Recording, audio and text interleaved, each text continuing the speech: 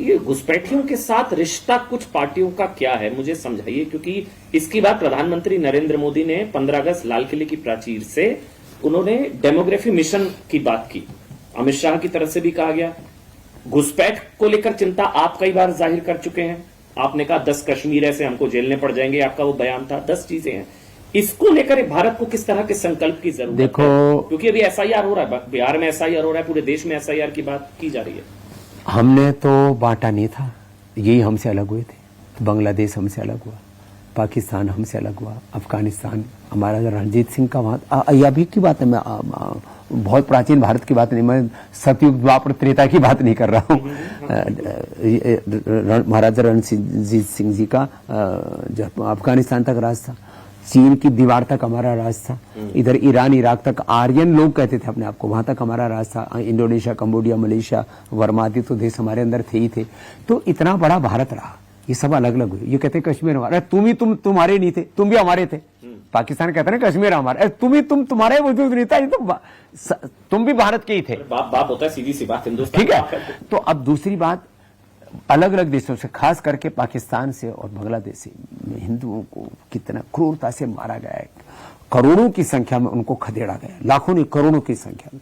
तो भाई ये तो देखो, फिर मैंने कहा ना, फिर ऐसे में फिर हमें शत्रु की पहचान करनी पड़ेगी। उसका घुसपैठ से क्या तो वो हमारे साथ शत्रुता रखते हैं, और हमारे देश में जिनको घुसाते हैं, रोहिंग्या से लेकर के और भी बहुत से पाकिस्तान से, बहुत सारे बांग्लादेशी, उनके भीतर ये एक जहर भर करके घुसाते हैं कि तुम्हें जाकर के भारत में उपद्रव करना है, भारत में विध्वंस करना है, भारत का जो पूरा डेमोग्राफिक चेंज करना है, तुमको जाकर के इतना फैल जाना है कि भारत में आने वाले 25 वर्षों का 50 वर्षों का उनको टारगेट दे देते हैं कि तुमको जाकर के वहां अपना राज कायम करना। ये असल मकसद है घुसपैठ का। तो ये असल मकसद रहता है। कुछ गरीबी में भी आते हैं, लेकिन भाई तुम अपनी गरीबी खुद झेलो ना, सबकी गरीबी झेलने का हमने ठेका ले रखा है। धर्मशाला थोड़ी ना भारत। तो ऐसे ये इस तरह के जो बयान देने वाले लोग हैं, वो सच में एक देशद्रोह का, गद्दारी का काम कर रहे हैं। और जिन भी राजनीतिक दलों में, जिन भी सामाजिक किसी संगठनों में ऐसे लोग हैं, उन सब का बहिष्कार होना चाहिए। उन राजनीतिक दलों को, उन संगठनों को, ऐसे लोगों को निकाल करके बाहर फेंकना। नहीं, जो इनको बाहर निकालने के लिए प्रक्रिया होती है, उसका बहिष्कार हो जाता है स्वामी जी। अब एसआईआर है, चुनाव आयोग की तरफ से कहा जा रहा है घुसपैठियों को बाहर निकालने के लिए, तो ये राजनीतिक संरक्षण मिलता है इन लोगों को, इसलिए इनकी शक्ति बढ़ती है। मैं अगर आपको 1 मिनट अगर आप इजाजत दें, मैं लिखकर, कांग्रेस सरकार में योजना आयोग की सदस्य हैं सैयदा हमीद, उन्होंने बोला बांग्लादेश भी तो इंसान है, वो यहां भी हो सकते हैं, किसी का अधिकार तो नहीं छीन रहे हैं वो, ये मानवता के लिए घातक है। अल्लाह ने ये धरती बनाई है इंसानों के लिए, हैवानों के लिए तो नहीं बनाई। एक इंसान जो इस जमीन पर खड़ा है, उसे इतनी बुरी तरह खदेड़ के जो तोड़फोड़ की जा रही है, हटाया जा रहा है, सब गलत है। ये मुसलमानों पर कयामत की तरह है। ये जो है, ये परिवार, गांधी परिवार की करीबी योजना आयोग की सदस्य रही सैयदा हमीद, कह रहे बांग्लादेशी भी तो अपने हैं, वो यहां रहते हैं, तो क्या प्रॉब्लम? भारत के लोगों ने तो कोई उपद्रव नहीं किया था। ट्रंप ने क्या किया था? हथकड़ियां, बेड़ियां बांध करके बिल्कुल कैसे कैसे जहाजों से लोगों को तरते देखा, आंखों में आंसू आ गए थे। देखो, ये जो वैश्विक परिप्रेक्ष्य है ना, उसमें भारत को टिकना है तो 2 चीजें करनी पड़ेंगी। अपनी निजता का गौरव, अपने देश के लिए जो भी हित में है, सामाजिक दृष्टि से, आर्थिक दृष्टि से, धार्मिक दृष्टि से, सांस्कृतिक दृष्टि से, मैं स्वदेशी को खाली प्रोडक्ट से नहीं जोड़ रहा हूं, जो भारत के हित में है उसको हमें सर्वोपरि रखना पड़ेगा। और सामाजिक दृष्टि, धार्मिक दृष्टि से, आर्थिक दृष्टि से, राजनीतिक दृष्टि से जो हमसे शत्रुता रखते हैं, या देश में किसी भी प्रकार का कोई उपद्रव खड़ा करना चाहते हैं, डेमोग्राफिक चेंज करना चाहते हैं, अपने शत्रु पक्ष का, और शत्रु तो घात लगाए बैठे हैं चारों ओर, उन सबको हमें पहचानना पड़ेगा। और शत्रु के साथ शत्रु जैसा व्यवहार करना पड़ेगा, मित्र के साथ मित्र जैसा। हमारे यहाँ पर आता है, धर्म पूर्वक यथा योग्य व्यवहार करो। ये हमारे यहाँ पर सनातन धर्म की और हिंदू धर्म की जो है डेफिनेशन है। वो लोग कहते हैं कि वो बांग्लादेश भी तो अपने हैं, जिनका मैं जिक्र कर रहा हूँ, जो राजनीतिक संरक्षण मिलता है उनको, जो इस तरह की प्रक्रिया होती है, उसका विरोध किया जाता है। देखिए, अभी तो यात्रा निकाली जा रही है बिहार में, उसको बीजेपी कह रही है ये सारे मुस्लिम इलाकों से यात्रा निकाली जा रही है, और ये घुसपैठिया बचाओ यात्रा है जो निकाल रहे हैं राहुल गांधी और तेजस्वी यादव। देखिए, मैं इसमें ज्यादा टिप्पणी, सियासी टिप्पणी में सियासी सवाल पूछ नहीं रहा, मैं सामाजिक सवाल पूछ रहा हूं। मैं सामाजिक दृष्टि से, धार्मिक दृष्टि से, मजहबी दृष्टि से एक ही बात कहूंगा।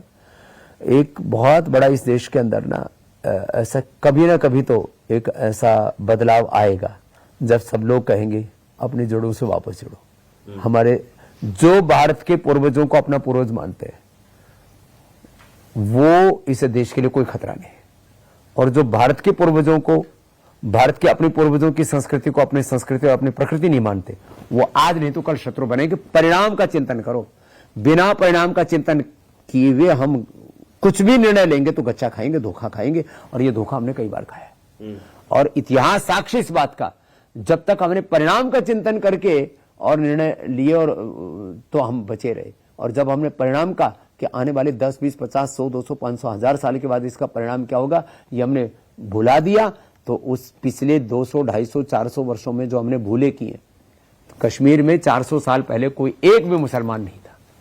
भारत में 400, 500 साल की धरती, हाँ, अब भारत में 400, 500 साल पहले ये मोहम्मद गोरी गजनी पहले तो आते थे, ये जो सो कॉल्ड जो मुसलमान है या मुगल है, ये सामान लूट करके लेके जाते थे। यहां से जो आकर के बसे और फिर उनको जो हमने महिमा मंडित करना शुरू किया, जो बाबर, जो मैं तो कहता हूं अकबर से लेकर के औरंगजेब को हम इतना महिमा मंडित करते हैं कुछ लोग, तो जो इस्लाम के जो भी है वो भी हरम, उसके समय भी हरम था, बाबर के समय भी हरम था, अकबर के समय भी हरम था।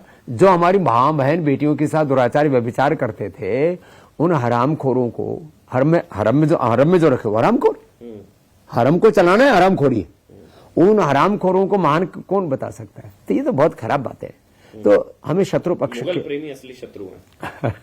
क्या बोले, देखो जिनको मैंने कहा ना, जो अपने आप को अपने पुरखों से जोड़ करके देखेंगे, अपने पुरखों की संस्कृति और प्रकृति से जोड़ कर, जिनकी जड़ें भारत से जुड़ी हुई है, वो भारत के लिए शत्रु नहीं है। और जो भारत और भारतीयता से प्रेम नहीं करता, पहचान कैसे होगी? उनके आचरण से, उनके कारनामों से, उनके चरित्र से। हम तो चरित्र को मानते हैं, चरित्र हमारे लिए सबसे बड़ा है। चरित्र यदि पवित्र है तो हिंदू, मुसलमान, सिख, ईसाई, जैन, बौद्ध सब, यहाँ साधु, संत, महात्मा, विधायिका, कार्यपालिका, न्यायपालिका, खबर पालिका सब ठीक है। जिसका चरित्र में अगर खोट है ना, फिर वो दो कोड़ी का है। एक आखिरी सवाल जाते जाते, फिर वही ट्रंप के टैरिफ पर मैं लौटूंगा।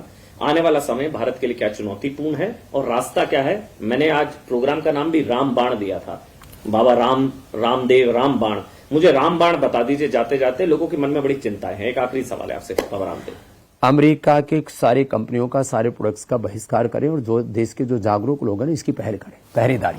जैसे कुछ लोग होते थे भाई, अब जो इन अंग्रेजों को ठहरे नहीं देना। महात्मा गांधी ने बहुत प्यार से समझाया, भाई ये तुम देश छोड़ो, तुम्हारे देश नहीं हमारा देश है। फिर जो है अंत में उनको भगाने के लिए भारत छोड़ो आंदोलन चला।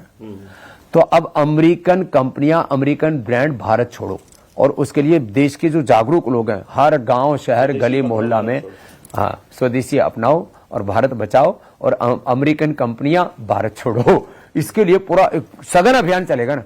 एक सप्ताह रोज हजारों करोड़ का कारोबार होता है, महीने में तो लाखों करोड़ का हो जाता है। इन सारे कंपनियों का जिन बहिष्कार करना शुरू कर देंगे ना, हाय तौबा मच जाएगी, पूरे जो है त्राहिमाम मच जाएगी पूरे अमेरिका के अंदर। और ट्रंप जो है उसका पूरा नतमस्तक होगा, साष्टांग दंडवत प्रणाम करेगा, और ट्रंप जो है शीर्षासन करेगा, त्राहिमाम पाहिमाम। तब तक ये बहिष्कार, बाइकाट जारी है।